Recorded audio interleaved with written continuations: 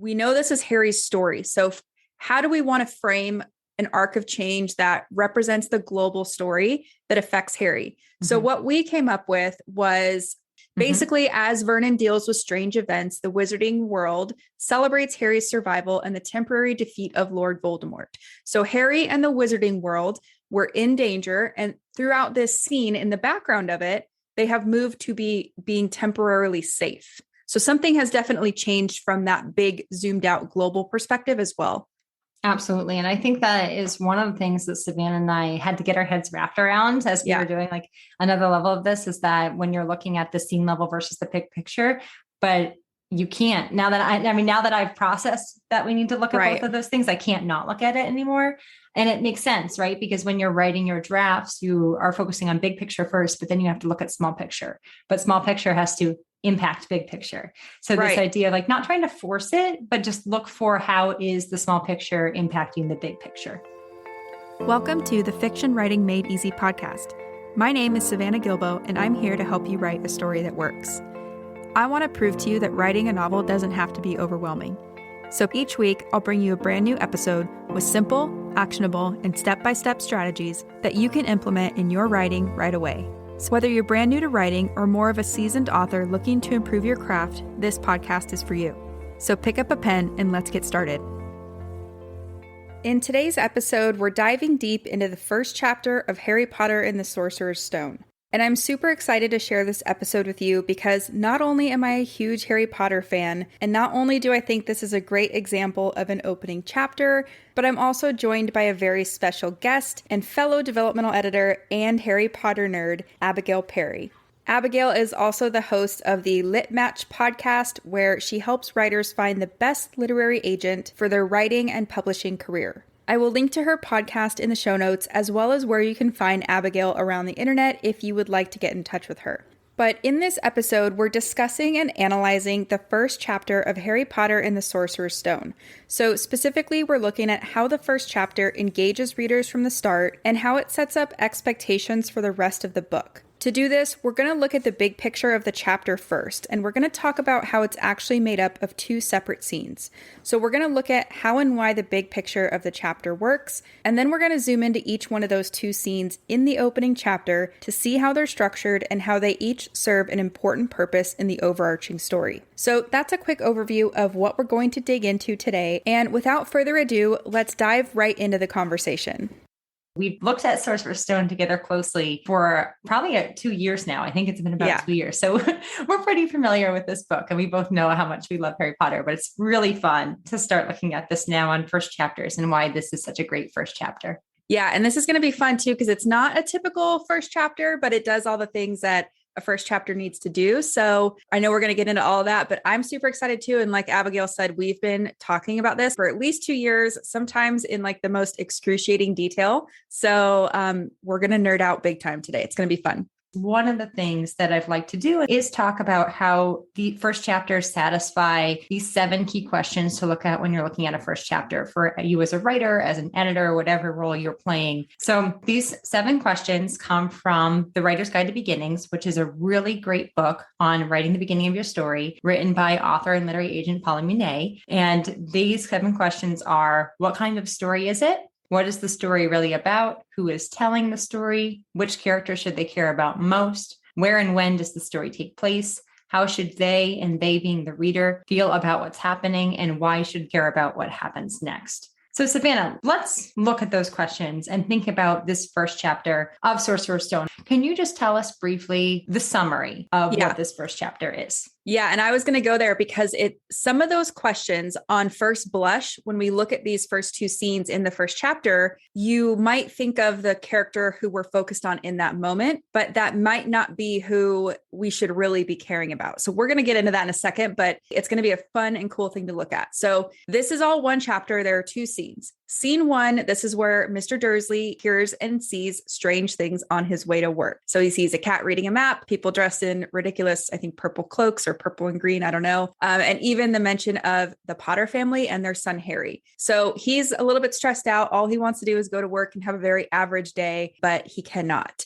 And so he's, debating a few times, do I stress out my wife, Petunia, or do I keep all this stuff to myself? And then by the end of this day or the end of this scene, he decides to keep them to himself because he's confident that even if the Potter family is involved in all the nonsense he's hearing about, there's no reason for them or that information to come and bother his family. So that's scene 1. We're following Vernon Dursley. Scene 2 in this chapter is later that night, Albus Dumbledore, Professor Dumbledore, who's the headmaster of Hogwarts, meets Professor McGonagall outside the Dursleys' home. So they have a chat. He confirms the rumors about Voldemort are all true, that Voldemort killed Lily and James Potter and then disappeared after he failed to kill Harry. And not only that, but his powers seem to be gone or broken. So very interesting stuff. When Dumbledore fills in McGonagall on his plans, he's going to drop Harry off at the Dursleys. She begs him, through the roof to reconsider because he says these people are horrible, or she says these people are horrible. But Dumbledore's already made up his mind and he decides he is going to leave Harry with the Dursleys. So Hagrid arrives and with baby Harry, and Dumbledore leaves Harry on the Dursleys' doorstep with a note saying, please take him in, please care for him, etc. So 2 scenes in that 1 chapter, kind of like a surprise prologue. Yes. Once upon a time, I was talking to someone, I think it was an editorial assistant at the time, or a literary assistant at the time, on Twitter. And it's Harry Potter and the Sorcerer's Stone. So this is always going to come up in discussion in some way, right? Harry Potter is really ubiquitous. It's become its own thing. Like you can't even use it as a comparable title. You shouldn't use a comparable title anymore because it's too big of its own thing. But they mentioned this as a prologue in disguise. Oh, yes, that is exactly what this is. It's a prologue in disguise. So interesting to look at this and how it's still going to create expectations for what the story is going to be, but how those expectations for certain elements, certain questions are going to shift a bit as you go forward into the second chapter. Yeah. So we're going to start with the first question. And the first question in this list of 7 key questions to talk about with first chapters is focused on genre. And the question is, what kind of story is this? So just as a refresher, genre, when we're looking at this, we're thinking about the beginnings of manuscripts and how it's really important that the beginnings read like its genre.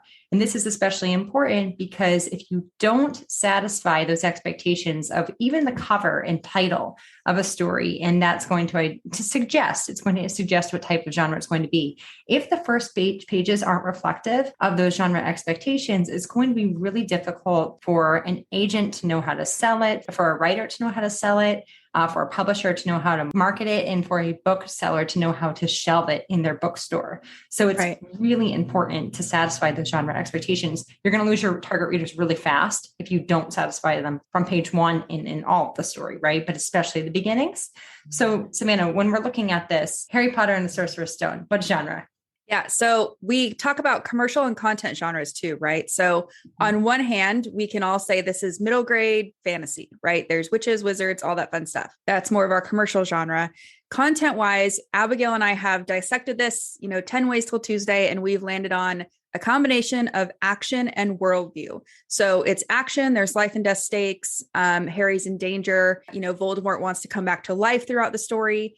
And then it's worldview because Harry's learning a huge thing about his identity. And he's the boy who lived. This is where he fits in the world. This is what's expected of him. So he kind of has to own that throughout the story. And this, I think we're going to get into this, but what's fun about these opening chapters, or this opening chapter, before we even get into Harry's point of view, is like, how does this opening with Vernon Dursley and Dumbledore and McGonagall, how does that show us we're in for an action/worldview story? Yeah. Right. So I don't know if you want to take that, Abigail, or. Yeah, no, I mean, you're hitting on all the things that I would want to talk about, because I think what Savannah and I have talked a lot about is that one of the reasons why Rowling is a master, that Rowling is exceptionally brilliant at making sure that the external story, what's going on with external stakes, so physical, professional stakes, are equally as important as psychological stakes.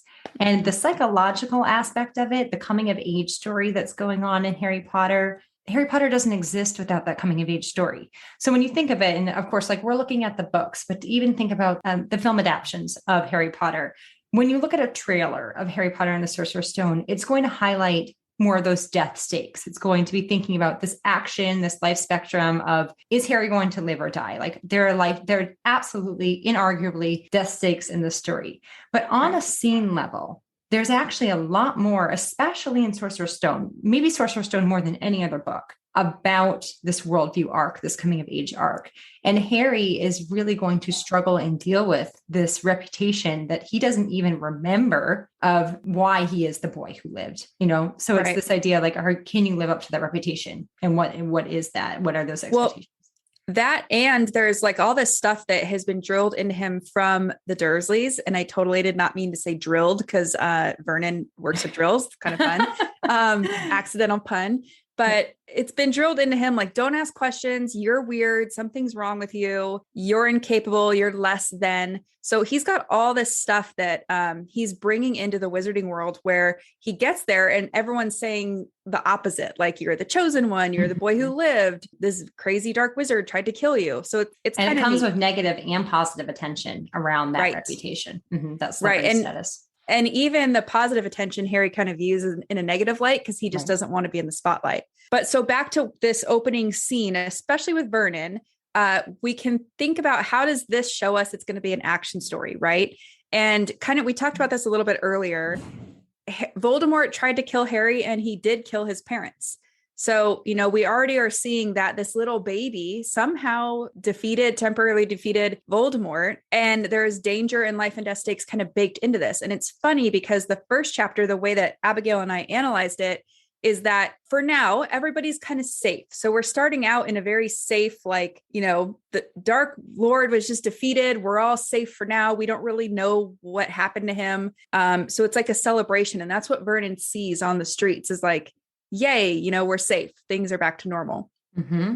And within any action story, there's always going to be this suspense that's ingrained in the text on a line level and a big picture level, in the sense of you may be safe, but you might not be safe for very long. Right. So it's interesting because, one of the things that Vernon in this first scene is dealing with is that everyone is he doesn't understand why they're celebrating, but there are weird things going on that indicate that there's some celebratory stuff going on in a way that Vernon doesn't even want to acknowledge. But he wants nothing to do with that. He wants to avoid all of that. And then in the second scene, we get a closer look at what this celebration, what these oddities that are occurring in the scene are, right? Why they're what they mean, right? What they mean. And Dumbledore, where I think the suspense is really ingrained. Well, I guess in the first scene, suspense is ingrained because Vernon doesn't want to acknowledge that something's going on. And I think the last line in the scene is something like, how wrong he could have been. Like basically he was so wrong. Right. So we know that something is going to be coming up. Well, immediately after that, we have Dumbledore, and Dumbledore is dealing with this reality that Harry needs to be left in the guardianship of the Dursleys for some reason. Right. So it's kind of like he doesn't want Harry to be part of this world. So Dumbledore understands something that I think a lot of characters don't understand, and the readers don't know the complexities of that, but there is suspense ingrained in the idea of danger might be gone for now, but maybe not forever. Well, and I think they even talk about that because she says, well, what happened to Voldemort, basically? And he's like, we don't really know. So it does leave that question mark open. But the other thing that's cool about the first scene, if you just look at it from Vernon's point of view, he feels like he's in danger because all this crazy stuff is like throwing his life off balance. So it's kind of fun where we can look at Harry, from he's a baby. That's why these scenes are not in his point of view, because, babies can't do anything. But Vernon himself is feeling the threat of the wizarding world celebrating this big event. And then also, Dumbledore and McGonagall and Hagrid are all kind of taking a chance, bringing Harry to the Muggle world. So it's kind of interesting on multiple levels. Yeah, absolutely. And now to look back at that commercial idea of the genre and what genre means on a commercial scale. So middle grade fantasy is what Harry Potter and the Sorcerer's Stone is. When you're looking at a middle grade story and looking for the expectations of how it's going to satisfy that genre. Now, very early on, like immediately from this first scene, the fantasy is pretty obvious because we see oddities like a cat's reading a map. Right. Cats reading a map. There are shooting stars. There are owls all over the place. And of course, as soon as Dumbledore comes in the scene and has his off-putter, like, okay, we have magic here. McGonagall transfigures from a cat to a human. We have magic here. But middle grade, how do we know this is middle grade versus young adult? What do you see, Savannah? Have you been dreaming of writing a novel, but you don't know where to start? Or maybe you've tried writing, but you keep getting stuck halfway through a draft? If so, I have a free training you're going to love. It's called 3 Things You Need to Write Your Novel in 2025, and in this free 60-minute training, I'll share the exact same process my clients and students have used to go from idea to completed manuscript in just months, not years. You'll also learn why most writers never finish their drafts, and spoiler alert, it's not a lack of talent or good ideas, as well as how to overcome feelings of perfectionism, self-doubt, and overwhelm that stops many new writers in their tracks. You can register for this free training at savannahgilbo.com/masterclass. So one more time, that's savannahgilbo.com/masterclass to register for the free training. I hope to see you there. Yeah, so that's an interesting question because we would get into Harry's point of view, or the protagonist's point of view right away, and we don't in these opening chapters, right? So what are some other clues that tell us it's middle grade? For me, I notice that middle grade tends to have a lot of humor and a lot of kind of silliness. So we do see some of that just in the way that Rowling writes, things that happened to Vernon Dursley. We might not see that in an adult or a young adult book. So I don't know if you feel the same way, Abigail. I do. Yeah. Because it is interesting. And this actually makes me ask myself a question. Like, I read the book as an 11-year-old when it came out. So why was I able to connect into this world with 2 adults' point of views right away? That's a good question. I don't know the answer, but it's an interesting thing to think about. Probably because I liked magic. It was funny. It was a little bit silly. Part of it, I think, in middle grade too, is that there's always like the quote unquote bad adults, or like the adults that we can kind of make fun of and hope that they're not our own parents or something. And Vernon definitely fits that bill. Right. But I don't know. What do you think? Yeah, I think that humor is a good part of it. I think when I'm trying to figure out the answer to this question specifically, I think about the earlier Harry Potter books versus the later Harry Potter books. Yeah. And I think there's a noticeable shift towards darkness and storyline as you move into the series. And specifically book 4, I think we really move into young adult, and we're dealing with death on a super intense way, in the sense that like Harry, I'm sorry, we're going to have spoilers in this episode and all these episodes because it's Harry Potter, but we see Harry literally witnesses a murder at the end of Goblet of Fire, versus like these earlier ones, death is there and it is tragic. Like we know where from these first pages that Harry Potter's parents have been murdered by this dark wizard. So there's this grand scheme of death, but I don't think it's as visual as we see as like later into the story. So I think the excitement level is there. Yeah, it's more danger.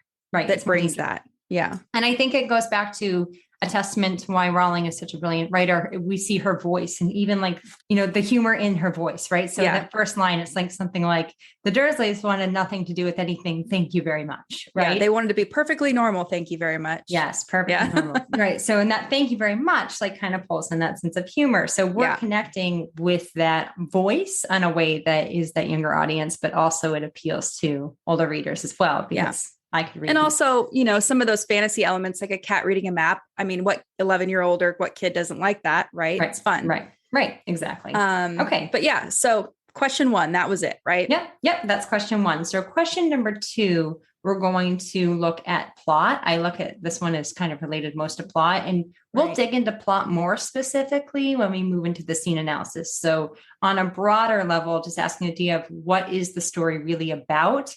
And this is really important for writers to identify easily in the content of their first pages, because literary agents will have trouble selling a story if that big idea isn't noticeable and naturally received in these first pages. So thinking along the lines of plot, what do you think is the big idea that happens in these first pages that speaks to what we can anticipate as readers to see later in the story? And this is a fun question because it also relates back to genre for me. Like we see kind of what we just talked about, a boy who was almost murdered. He's the only survivor of this traumatic event. His parents were killed. And now we kind of wonder why, right? Like, why did he survive? what's going to happen to him once he gets to the Dursleys. And then throughout the story, it's like, why did Voldemort target him? How is he going to survive Voldemort coming back to power if he gets his hands on the stone? Mm-hmm. And how is he going to live up to his reputation if he even does? Is he going to accept his place in the world or not? So what do you see? Yeah, I think the biggest thing, the most important thing that happens in this first chapter is that we know that this dark wizard tried to kill a child. And a lot of questions come from that. One is, why was Harry the only person to survive this killing curse that no one can really explain? The other thing is, we know that Voldemort is still out there. So we don't really understand what happened to Voldemort, but we do know that Voldemort has tried to kill Harry and that he's not, confirmed dead. Right. So if he tried to kill Harry and he's still out there, you can anticipate that we're going to build towards a climactic moment where there's going to be confrontation between Voldemort and Harry. And that's one of the things that, as a side note, I think Rowling's really brilliant at, is that we know as readers, whether or not you're consciously thinking about it or not, that you're working up toward a climactic scene of a final confrontation between Harry and Voldemort in some way. The beauty of Rowling's writing is that so much of the story actually has nothing to do with Harry and Voldemort.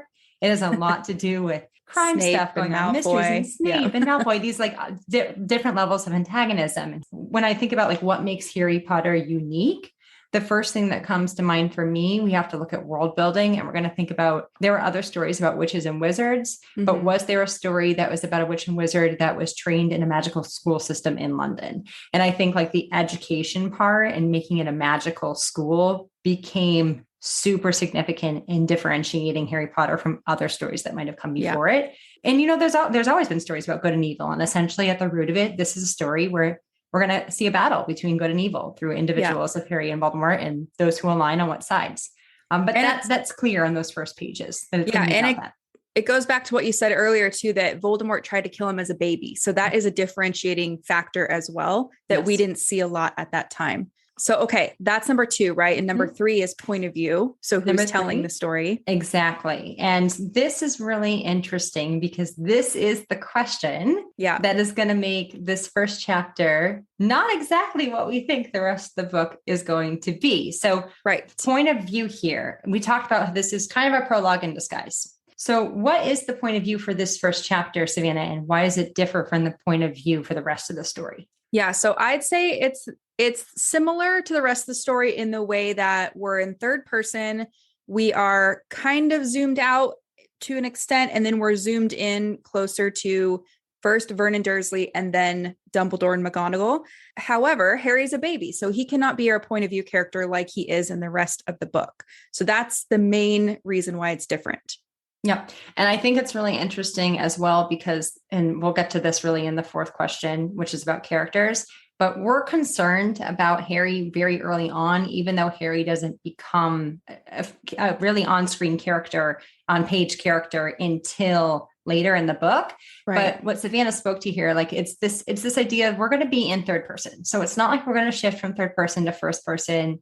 It's not quite omniscient, right? In the sense that we are closer to Vernon and we are closer to McGonagall in the sense that we're walking through it. What makes it different though, is that dominantly the rest of the book is going to be third person limited close to Harry. And very, very rarely, and I don't know what you would call this, Savannah, but very rarely, I think the only other time that I see it shift out of this is during the Quidditch match. Later, when Harry's on his broom and we can't really be following him because there are bigger things that are happening plot wise that we need to follow Hermione. Yeah. It's when Hermione lights Snape's cape on fire when Harry is playing Quidditch and the broom is tampered with. That's the only other time I can remember in the context of the point of view where it switches out of it. And then here, of course, in the beginning. And like you said, it's because Harry's a baby. Harry doesn't remember any of this. Right. So, and of course he remembers a flash of green light and he remembers a motorcycle, but And on that note about during the Quidditch match, it's so seamless and so well done that we barely even notice. And I want to say that even when you and I were analyzing this for all these years, it wasn't something we even talked about until almost recently. No, I think it took me into literally, I My aunt asked me the other day, like, how many times I read Harry Potter, and I read these books once a year since they've come out. And Same. when Savannah and I have been analyzing them, I can't even count, right? Like, I can't even count how many times we read this now. And I think it was the last time I read it. Yeah. So whatever that was, 20, 30 plus times that I've read this, and it's only because I was zeroing in on that analytical level, because my goal here as your editor was to help you analyze the story, that I caught that. And I was like, it switches, Yeah. And it's to me, I like pointing that stuff out because we keep saying we've read this so many times, we didn't even notice until recently. Mm-hmm. And if you want to do something like that in your own book, go study something like that, because we didn't even notice. It's like an invisible zoom out, and it's really cool. Yeah. And I will say it was encapsulated within a brilliant story. So it wasn't, because I've seen writers do this thing where they feel like they have to switch point of views because they don't know how to tell it in any other way. And it's sloppy in a way, it's a little bit of lazy writing. It's like, do you have to do that? Where I think this Quidditch match switch and this beginning switch, it can only be done that way. It's like it has to be done that way in order for the story to read flawlessly and read smoothly from this beginning to this end plot point. So I do think that as a writer, you have to really ask yourself the question of, is this the only way that I can do this? Or can you provide a different outlook through subtext or something like that? So just kind of keep that in mind as you're moving forward. Yeah. And I tell that to people all the time, like, instead of just going to the easy answer, which is telling it through another point of view, creating a whole new scene around it, see how you can get creative. And this is a good example of how we can get creative. Yes. And also it's not a whole chapter either. It's like a very quick, I want to say it's like over the span of in and out of 2 pages or something. I think that's very fast. I'm pretty sure it's 2 pages. And of course here it's 2 scenes within a first chapter, but again, this is a prologue. So, look at it that way. So question number 4 is my favorite question because it's where I feel most drawn to when I look at a story, but it focuses on character. And the question is, which character should you care about the most? Should we care about the most? Meaning we readers. And so this is so fun because I don't know why, but I still laugh when I read Vernon's chapter because he's just so bumbling and so grumpy. And it's funny because throughout the whole chapter, I, as a reader, care about Harry, and that's exactly what I should be doing. I don't really care about Vernon. I'm kind of laughing at him going oh man, what's going to happen here? What a grump. Yeah. Yeah. What a grump. I almost hope your day doesn't go well, and then we get to Dumbledore and McGonagall, and Hagrid's there. And, you care about them because they're interesting, but you're still concerned what's going to happen with Harry. Yeah. Are they really going to leave him here? We've seen how bad these people are. We kind of agree with McGonagall, they're terrible people. Don't leave him. But he does. And I think that you care about Harry early on because Rowling plants the idea that Harry is a character early on. So you don't really care about Vernon. Exactly what Savannah said. We're laughing at him, right? Yeah. I want to go hang out with the purple cloak guy more than I want to hang out with Vernon, too. Right? Or the cat. Or the cat. Yeah, that would be fine as well. Or the owls. So it's that's where I want to be. But the humor comes out of seeing Vernon's day become miserable because he's so stiff. And kids like that. And early on, though, we hear this idea of the Potters. So that catches our interest. The Potters actually are really presented as the characters that we should care about because they seem more interesting than Vernon. I definitely care about McGonagall and Dumbledore because, like you said, they're interesting. Dumbledore.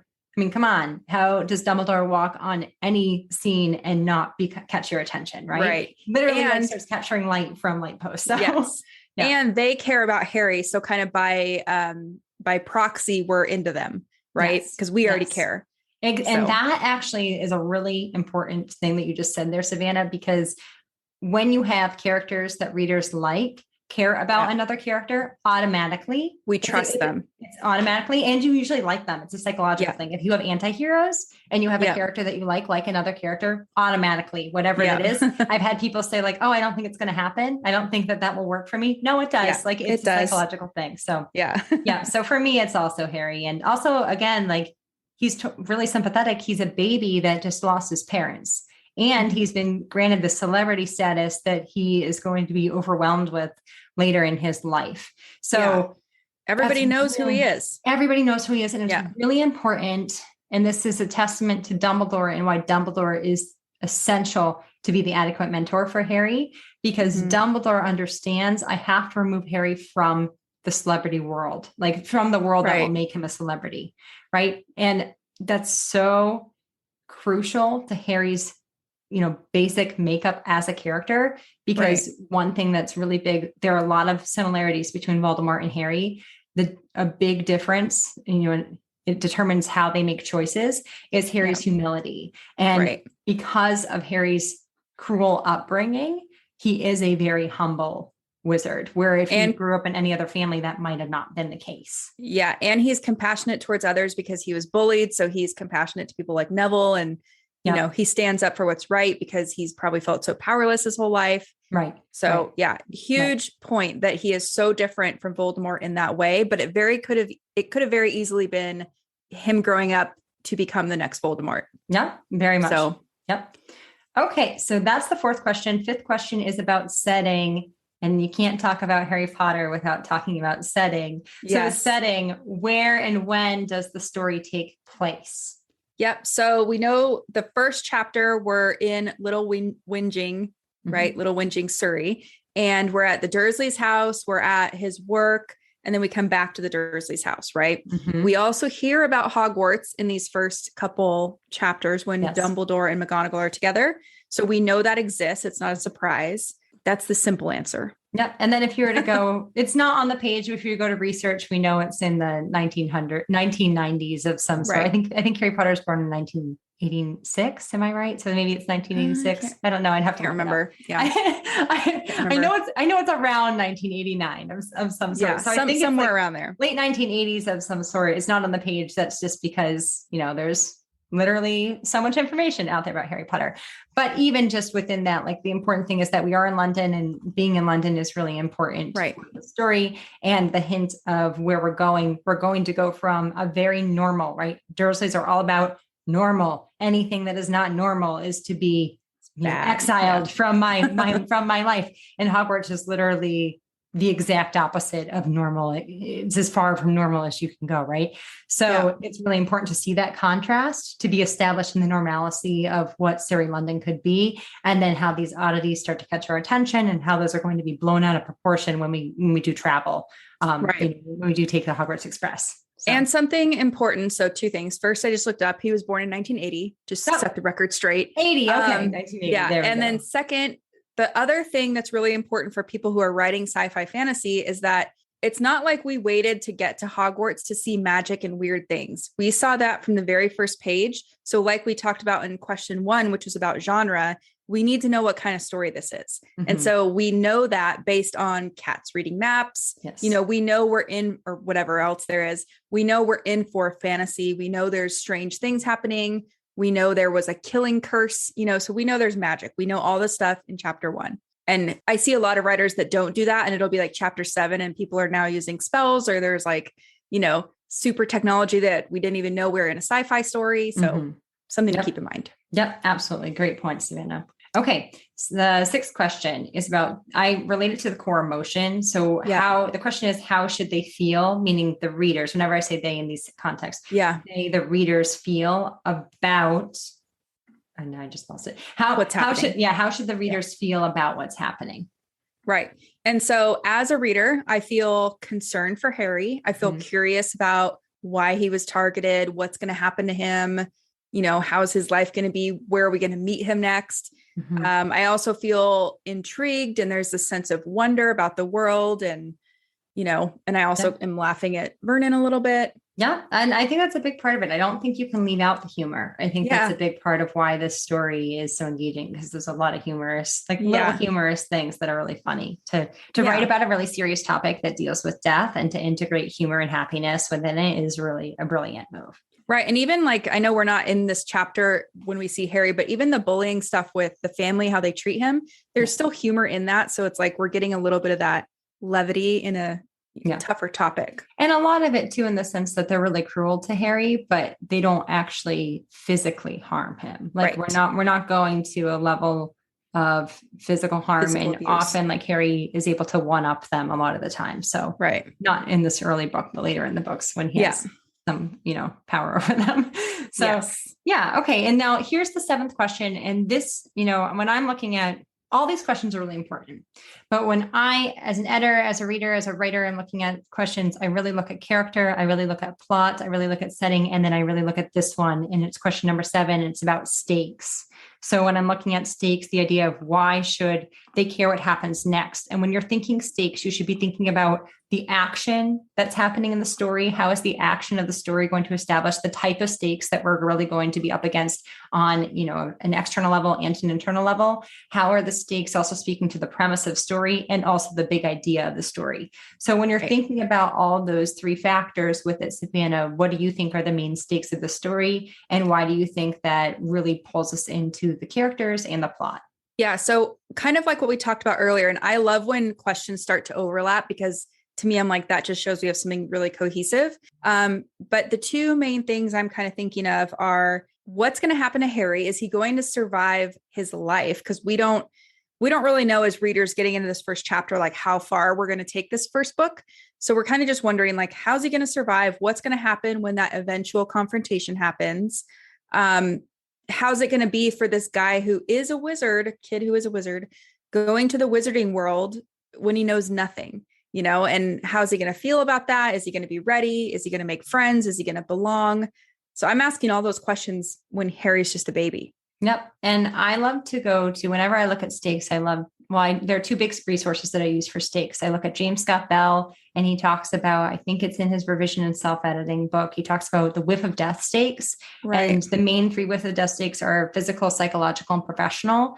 You'll notice that most masterworks actually have a combination of all 3 in some way, but there's always going to be a dominant whiff of death stake. And then also I look at Donald Moss has a Writing the Breakout novel, is a book that he wrote, and he talks about private and public stakes. So the idea here of like private stakes become public stakes. So it starts to become something that's really important. These stakes impact and the main character that we're supposed to be drawn to the most. And as the story progresses, those stakes become escalating and more complicated because they become public. They start to affect more than just that one character, which is why we care about the story even more. So when I'm thinking stakes here, the dominant stakes in the scene, and it's also why I identified this as action first and worldview, although really, I don't think the story works without worldview, are the physical stakes. And the physical stakes are also what create my concern and excitement for what the story is going to be, but also concern for Harry and the potential that he could be killed. He was attempted murder right there.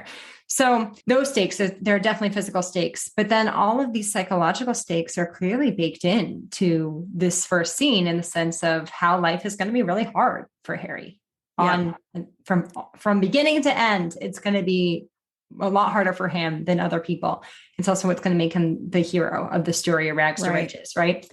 And so on that note, what you just said is really important, because we know in the first chapter that living with the Dursleys is not going to be pleasant. So even if he doesn't somehow get to the wizarding world, he's not going to have a great life. We're curious. We're concerned about that. But then we also know there is someone out there that tried to kill him. Yep. So it takes it to another level. Yep, that's right. And the professional stakes are hinted at in there in the sense that he's going to be the boy who lived. So is he going to be, how is that going to be impacting him in this role of a student who also has this celebrity status of sorts, right? And what's he going to do with that? Is he going to be good? Is he going to be evil? Right. Right. How's it going to go? What makes us love him is he wants nothing to do with it. So, okay. So those are the 7 questions, and that helps us understand the big picture of what Harry Potter and the Sorcerer's Stone is about. Of course, the series is also relates to similar things with this big picture, but we're specifically looking at Sorcerer's Stone today and why this first chapter hooks our attention. That's how it establishes and introduces us to what this book is going to be. Now let's zero in and go look specifically at structure and scene level. And to do this, we're going to use the Story Grid 5 Commandments that Savannah and I are both very familiar with because we're certified in Story Grid. And we can talk about these 5 commandments and how the 5 commandments will determine if there is a change in a scene, because a scene doesn't work and a story doesn't work if there isn't a change. So Savannah, I'm going to let you take it away here. Okay. And so the other fun thing we wanted to kind of show you guys is that we have been working on this for multiple years. And we let's say 6 to 8 months ago, we agreed on a final version of what this is. today we're seeing it with fresh eyes and we already have different thoughts. So we'll show you what those are. I'm going to read what we had before, and then Abigail, you can chime in with the differences we see now. And what you guys will notice too is that even though we're kind of changing little things here and there, it doesn't affect the overarching structure of the scene. It's just like a minor nuance here and there. So we thought it was interesting. We're going to leave that in and see how it goes. Correct. But okay. So scene 1, this is where we're with Vernon, and his goal is pretty much to have the most basic normal day that any man could have. He wants to go to work, come home and eat dinner and like do his thing. Mm-hmm. So the inciting incident is the first thing that gets in the way of that goal. In our analysis, we had that is Vernon sees a cat reading a map outside of his home.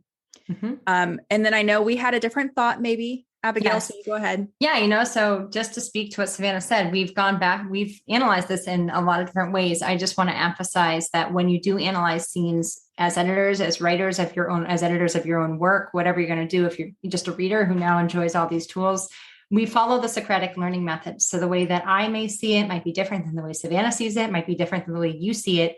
And the goal here is to not find the perfect answer, but to have an educated debate about what this could be to help us identify what that change is. So I say that because it's really interesting is we have changed our analysis of this first scene in particular. I think the second scene, we haven't shifted as much about what it's about, but this scene in particular, and it's tricky because we're following Vernon. And the more that I've been thinking about this, I think it's really important before you start to look for these commandments, you have to ask yourself, what is the goal of the character? Right. Because the inciting incident, the role in the inciting incident is to either throw the first unexpected event at, whether that's causal or coincidental, at the main character, which is going to make them change their goal, or basically like find a new approach in order to achieve their goal. Right. So it's like a speed bump, for little mini speed bump. Right. And it can't be the big bump, right? Because that we need to escalate the stakes as we go through the scene. So it's really interesting. It's like, as I was looking closely, I was reading it again, what umpteenth time, right? Yeah. And I was reading it again, and I really have noticed how it's emphasized multiple times that Vernon is desperately wanting to just think about drills. He's going out to his job to think about drills, and it comes out. He drills it into us that he wants to think about drills. Yeah, he does. And all he wants to do is think about drills. And as he goes throughout the day, things complicate that and make it more distracting. So yes, I do think that there is an argument for it to be the cat, in a sense that this is the first thing that is odd, right? Yes. And he pays attention to that. So I do think that there's an argument there. As I was reading it closer, though, I don't think it's as significant as the moment when the Potters' names are mentioned, because he's pretty easily able to kind of just say, like, that's odd, I want to keep going. That's odd, I want to keep going. But until the Potters' names are mentioned, and because Vernon Dursley understands that that his wife, who has a relation to the Potters that they don't talk about, like they want nothing to do with it. Yeah. When the oddities in combination to this Potter name, that's when it actually becomes difficult for him to think about drills. And there's a line in there there's a line shortly after that mentioning that says, quote, he just wants to think about drills. But then basically there's a line in there that says that it becomes drastically more difficult for him to think about the drills. Right. He starts getting really distracted. So I almost argue that the inciting incident, I think, is actually the mentioning of the Potter's name, because this also triggers a moment that it becomes really difficult for him to think about drills. But it also builds us towards a more related climactic moment in the scene, which is going to relate around if Mr. Dursley mentions the Potters to his wife. So let's go there, because what I had before for our turning point, which is kind of that peak moment of conflict. So if we're thinking in speed bumps, you've had all these speed bumps that get harder and harder to go over. And then now we're at a road closed sign. So now what are we going to do? Right. And what we had as his turning point is that he hears someone mention the Potter family and their son, Harry. So now that we're looking at this, we're like, maybe that's the inciting incident. Doesn't matter right now. Okay. We're just going through this. So we had that as turning point.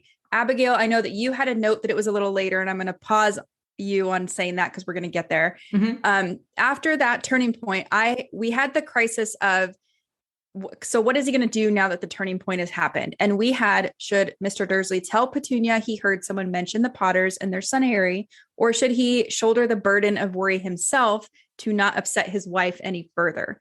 So now, Abigail, you can talk about the new turning point we think it could be. Yeah. So I think that the new turning point, when you think about that, it's the previous one that we had. There was a little bit more distance between the turning point and the crisis decision. Right. And I think that it's better to find turning points that immediately thrust a character into a crisis decision. So we want to look for something that's a little bit closer that can immediately cause a crisis that we have to act on now. And if you don't, the reason why it's a turning point that causes a crisis versus a regular progressive complication is because even to ignore that decision will end in consequences, whether or not negative or positive. But essentially, I think that a new turning point with this would actually be around, does Vernon upset Petunia or not? Sparked by this turning point of, he mentions something briefly about the Potters and Petunia snips at him. And she gets upset. She does. And it's really interesting because I know that we don't know this from this first chapter, but in the whole series, Petunia is ridiculously submissive to Vernon. Right. Like, she never speaks out against the men in her family, Dudley or her husband. Right. And this is I think, like, I'd have to go back and look at the whole series, but this might be the only moment I see her snip at the men in the family. So that was significant to me because and what even more interestingly, Vernon immediately backs off. So it was this idea here of like, it's a big deal. Even if you don't know if she normally snips the family, it's a big deal. You know, it's a big deal because he backs off immediately. And I think that's the idea of like, it's probably indicating that this isn't a common occurrence for her to snip at him. And he doesn't want to really deal with it.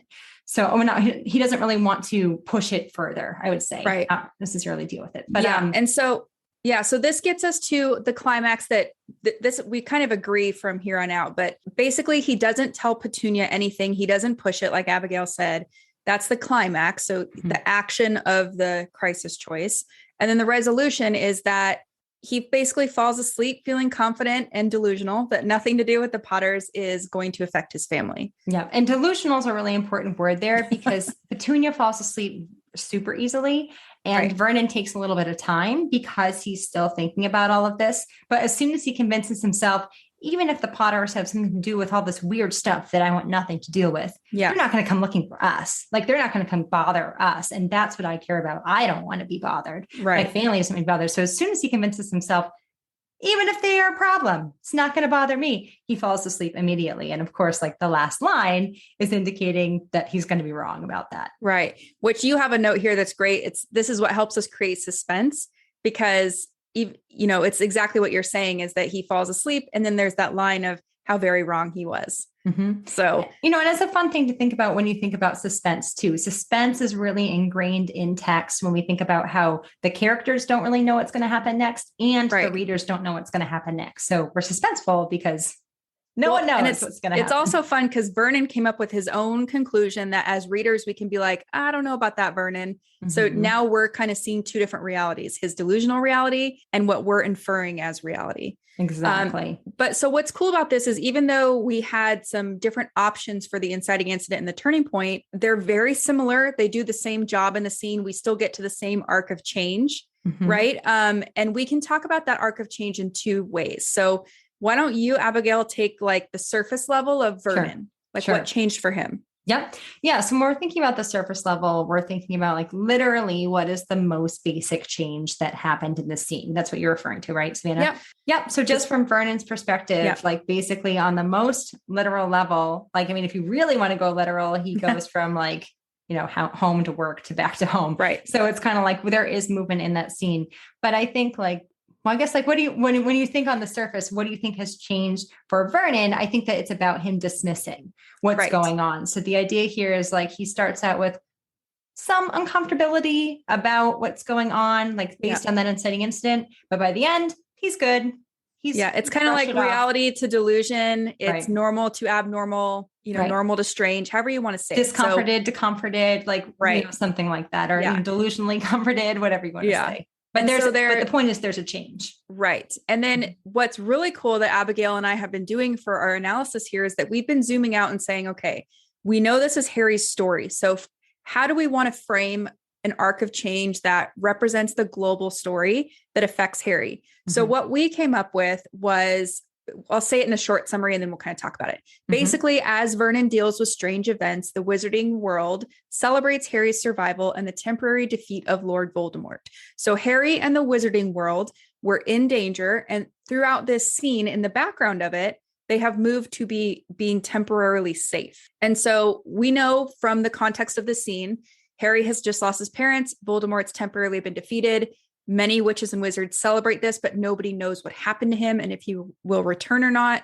And for now, they're just celebrating. They feel safe. They feel happy. So something has definitely changed from that big zoomed out global perspective as well. Absolutely. And I think that is one of the things that Savannah and I had to get our heads wrapped around as we were doing like another level of this, is that when you're looking at the scene level versus the big picture, but you can't. Now that I've processed that we need to look at both of those things, I can't not look at it anymore.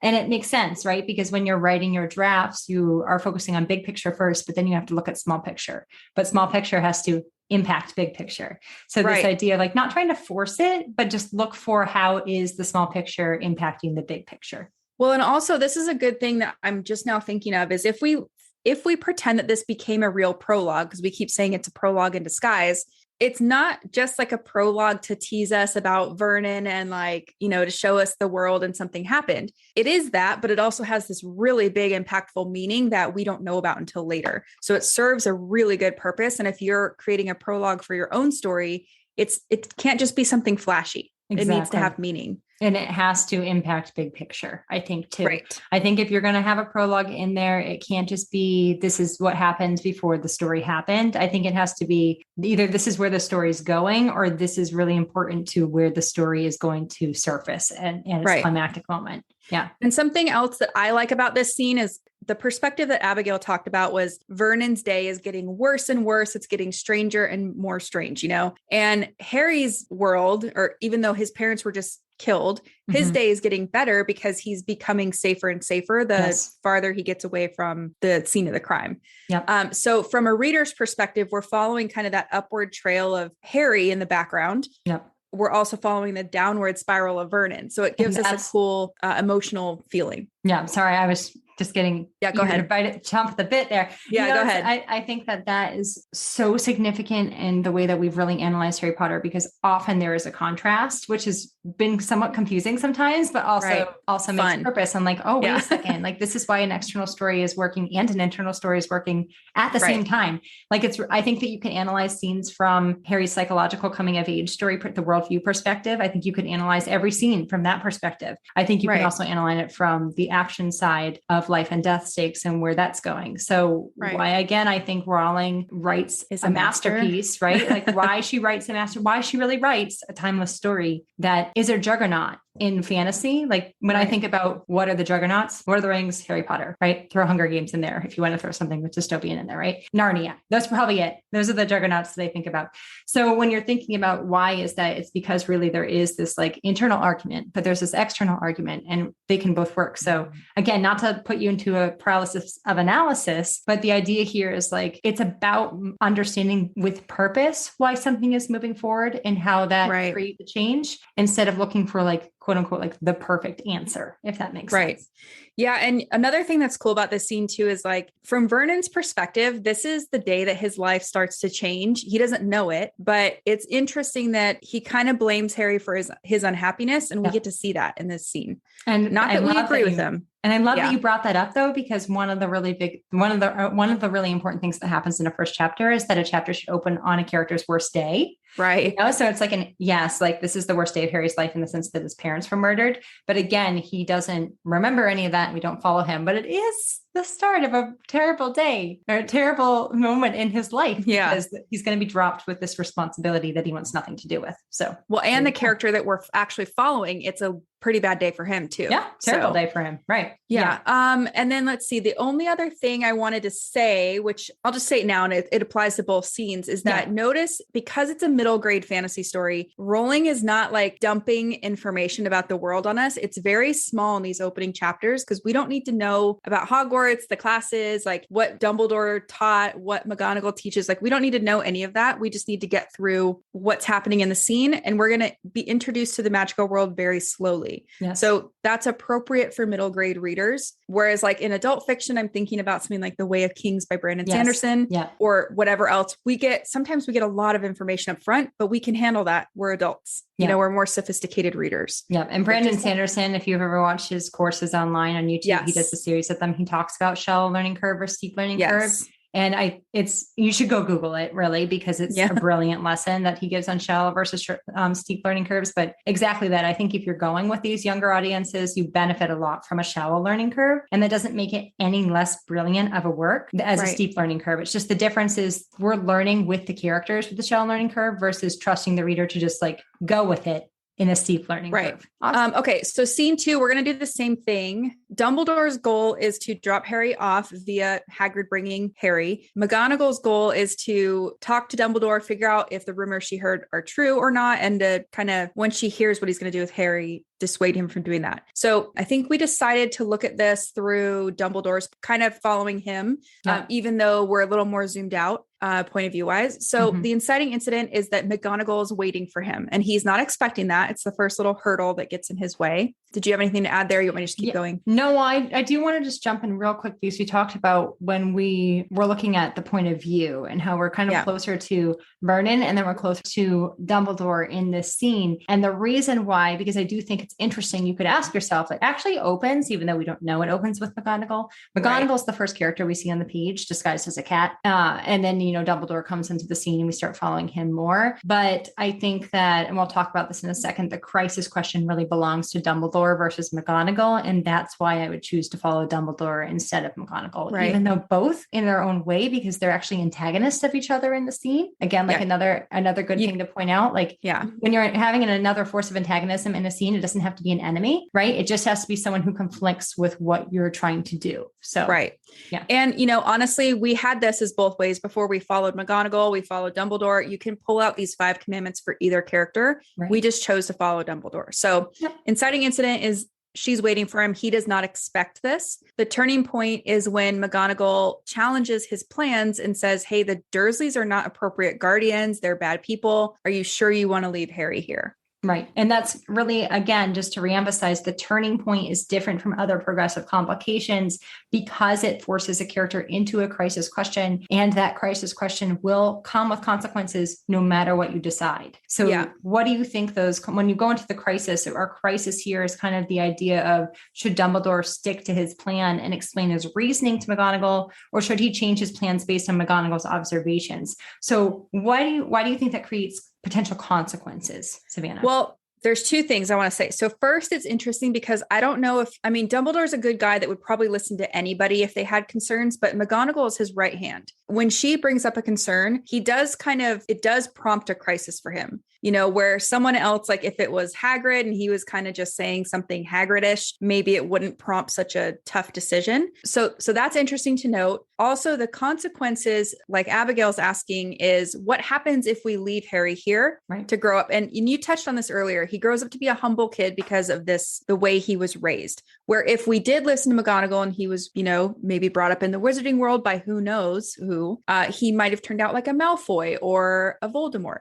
Right. And I think a big part of it is, and we're going to talk about this in the resolution, but the last lines that Dumbledore says before he leaves are "Good luck, Harry." So I think it indicates that, when McGonagall brings this up, Dumbledore isn't leaving Harry there willy-nilly. Like, it's not easy for him to leave him there. He knows that the Dursleys are terrible people. He knows that he's putting Harry, and throughout the whole series, we see this in the last 2 books of the series, but Dumbledore really struggles with what he puts Harry through, but he does it because he thinks it's going to end in the best result for Harry. So just to reemphasize, leaving him there isn't an easy decision. He knows it's meaning a terrible childhood, but he also believes that it's going to keep Harry the safest. He believes that it's going to help Harry become the boy, like Savannah just mentioned, the boy he needs to become in order to take on a better life and become a better human being. Yeah. The other thing we don't know about yet is the protection that Yes. Petunia offers him. So he has that in mind too. And like, you know, you have to imagine on his side, part of him's like, I know McGonagall, you're right. These people are terrible, but I know this other thing too. And I'm kind of taking what I think is the best step. And he has to keep that secret. That's a big thing. Like Dumbledore can't, even though McGonagall is a right-hand man, you know, it's like it's a right-hand woman, right? Right-hand woman. I think it's really interesting because throughout the series, and it, you know, not to go too far off topic, but really the only one that Dumbledore shares the most information with is Snape. Right. So it's really interesting. Like he trusts Snape the most. Ironically, Voldemort trusts Snape the most. So I could have a whole episode on my love for Snape, but maybe I think we will. Maybe we should. But I think that the whole idea here is that when he's thinking about this, like that's also difficult sometimes to keep, you know, I don't know if it call it like a secret, but he has to withhold information from someone to clearly explain, like to fully explain why he's doing this for, again, Harry's safety. Once you present the crisis question of should Dumbledore leave Harry and explain to McGonagall why he's leaving Harry, or should he listen to McGonagall and change his plans, we go to the climax, and the climax is actually a lot quicker than the resolution because the climax is actually just the action showing the character making their decision. So the climax of this scene is what, Savannah? Is Dumbledore explains to McGonagall why he's doing this and he remains firm. So he does not give in to her challenge. And then it leads us to the resolution that Hagrid arrives with baby Harry and they leave him on the doorstep. And we see that they're all sad to leave him, but they're, you know, Dumbledore's still confident he made the best decision. Mm-hmm. Yep, absolutely. And the resolution then is going to show us where the character is at the end of the scene. So again, it's going to show us clearly that there is a change. There has been a change on the surface level and the big picture level, but also just kind of show us where the character's at. So after Dumbledore makes that decision, what do we see as the resolution, Savannah? Yeah, so that's just that they've left him. Harry's now safe. Mm-hmm. Harry's now safe. And Dumbledore, I think is confident in that he has done the right thing. Yes. You know, I think McGonagall is and like, you know, McGonagall probably still has some concerns and worries about leaving Harry, but she also trusts Dumbledore. So we just know Harry is left. And of course, there's the resolution of Aunt Petunia coming down later and screaming. Getting a surprise. A surprise and screaming. And you know, meanwhile, in the background, Harry Potter doesn't even realize that people are celebrating and toasting to the boy who lived. Yeah, which is, of course, him. The cool thing about this first chapter is that the two scenes we looked at kind of they change Harry's circumstances in the same way. So he's moved out of his, like the rubble of his house that was left after Voldemort killed everybody, his parents. So he's going towards safety. And then he's here at the Dursleys, which is more towards safety. So it's interesting to me when I think about constructing chapters and why we have these two scenes in one chapter, because we're kind of moving him on that same arc, the same direction. Absolutely. And what do you think, Savannah, is the change on the internal scale for the characters? So like if you were to say what that surface level change is, I mean, what we just talked about that with the rubble. What do you think like the change for the characters is in this scene? I mean, in a way, like Dumbledore has been successful, right? He went there to do a job. He's now succeeded in doing his job. He maybe was questioning himself when he showed up. We don't know that for sure, but by the end, he's confident. Right. Harry was more exposed. Now he's safe. These are just, you know, I think all those things. And I think that you can also look at the idea of on a mission to completing a mission on an external scale, something like that. You know, it's not on the page. So we don't really know what the character changes on the page, but maybe it could be something like nervousness to relieved. Like if you move it from before Harry's there to when Harry's there, you know, relieved with hope that it's not as bad as it could be. Yeah. But I think that the whole goal here is, again, when we talk about these value shifts or these shifts and change, the words that we use, they're words that we're just throwing out there, right? I think that the whole point is not to find the perfect words, but to know that the words are reflective of a movement in plot and a development of character because there is change. Right. Yeah. And it's fun because, I mean, you guys would probably die to hear the amount of words we've thrown out about different changes. And it's crazy. And it's so nuanced. We'll even say, like, is he temporarily safe? Is he near safe? Is he safe? Is he bordering on safety? Like, it's crazy. I think picking the words is one of the hardest things that we have done when looking at these changes, but it's because we spin our wheels in a place where it's like, just make a choice. Sometimes it's just make a choice. And so, like we keep saying, the important thing is that we're all noticing there is change. We're noticing that it kind of goes from, you know, we can talk about, is it going from negative to positive, positive to negative, and we're agreeing on the way that it goes. So, in your chapters or scenes, don't worry about getting the perfect word. And sometimes we even leave a list of words because we're like, it's all of these things and they're all moving from negative to positive, The other thing I love, I just want to point out a really fun, nerd thing about this is that McGonagall's like, can't you do anything about that scar on his head? And Dumbledore says no, and scars can come in handy. And I think it's fun that throughout the series, Harry's scar serves as a warning sign when Voldemort's around. And we're going to see that, later on, but it's already planted in this very first chapter. And it represents a link between Harry and Voldemort. So I think that's really cool.